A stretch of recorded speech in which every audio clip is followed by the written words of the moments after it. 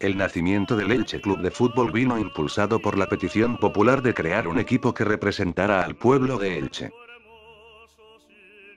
Fruto de este sentimiento, los dirigentes de los principales clubes existentes decidieron reunirse en la pirotecnia de Vicente Albarrach. Con el cobijo del palmeral, rodeado de un símbolo tan ilicitano como los fuegos artificiales y gestado gracias a la petición y el clamor popular, en 1923 nacía el Elche Fútbol Club. En sus primeros años de historia, el Elche, al igual que muchos equipos de la época y de los tiempos actuales, vestía con una equipación totalmente blanca. Con esa inmaculada indumentaria disputó en Monóvar el primer partido de su historia, con motivo de las fiestas en honor a la Virgen del Remedio, logrando una contundente victoria por 4-0 ante el conjunto local. Mariano Rodríguez Irles pasaría a la historia como el primer presidente del Elche.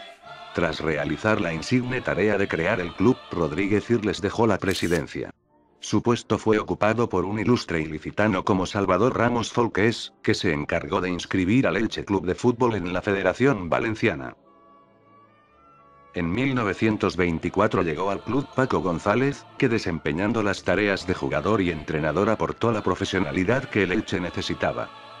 Tras disputar encuentros en campos como el Cementerio, el Clot y durante más tiempo en el de Don Jeremías, se decidió mudar de casa.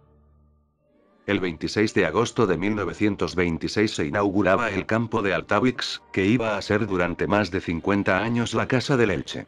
Un empate a 2 entre el Elche y el Levante fue el primer partido que se pudo presenciar en el mítico campo. Años después se abandonó Altavix, un recinto que es recordado con cariño y admiración por la afición franjiverde y por el fútbol español.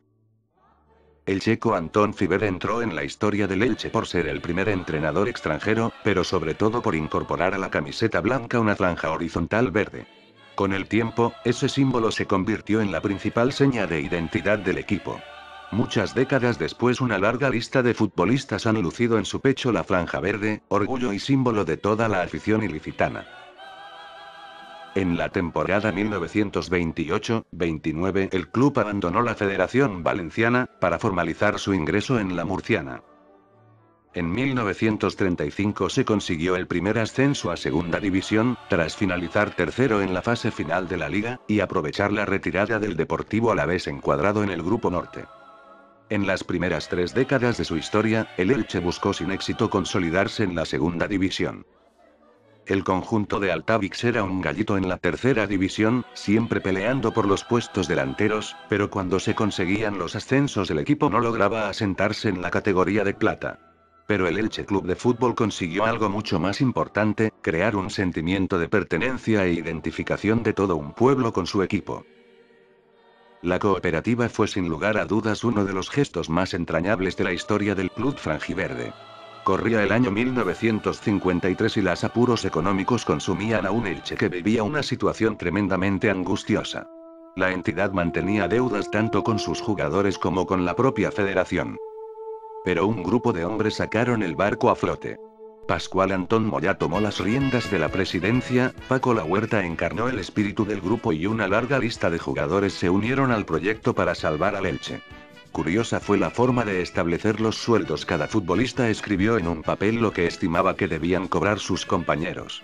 Lahuerta, el más votado, donó una parte de sus puntos a Quirant y Periquín, que entraron como nuevos cooperativistas.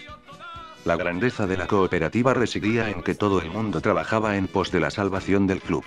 Los futbolistas eran también administradores del club, gestionaban los ingresos, los gastos e incluso realizaban tareas de mantenimiento y pintura.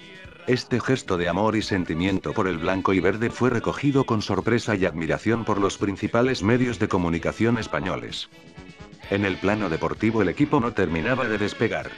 Pese a hacerlo bien en la liga regular, las fases de ascenso se resistían impidiendo el salto a la segunda división. Con las deudas subsanadas, pero con la asignatura pendiente de los resultados, en 1955 asumió la presidencia del club José Esquitino Sempere, el que iba a convertirse en el gran presidente del Elche de todos los tiempos. A la conclusión de la temporada 1955-56 se abandonó la fórmula de la cooperativa, que tanto había significado en la historia del club. Para la siguiente campaña, Esquitino logró mantener la deuda a cero y el equipo rindió a un buen nivel, dominando con relativa facilidad la liga y logrando el primer puesto. Pero en la fase de ascenso el Recreativo de Huelva se impuso a los de Altavix. La temporada 1957-58 es clave en la historia del club. Esquitino no tenía otra obsesión que ver a su equipo en la categoría más alta posible, y con esa idea fue a buscar a un director que dirigiera su orquesta, César Rodríguez.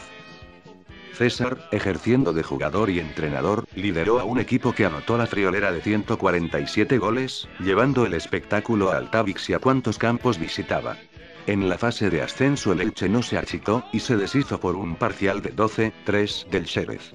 Y en la última y decisiva eliminatoria ante el Mallorca, pese a perder 1-0 en Tierras Baleares, golearon 4-2 en casa, logrando el ansiado ascenso.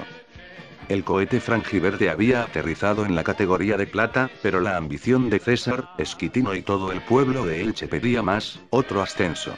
Como un ciclón volvió a pasar el Elche por la liga, los partidos se ganaban con asombrosa facilidad y las goleadas daban muestra de la calidad del equipo. Para la historia queda el 19 de abril de 1959, con una contundente victoria por 0-3 ante el Tenerife. El Elche llegaba a la élite del fútbol español. Navarro, Gómez, González, Quirant, Riquelme, Rodri, Isidro, Pauet, Cardona, César, Outeruelo y Nito II fue el 11 que alcanzó la gloria, y llegó por primera vez en su historia al Elche Club de Fútbol a la primera división.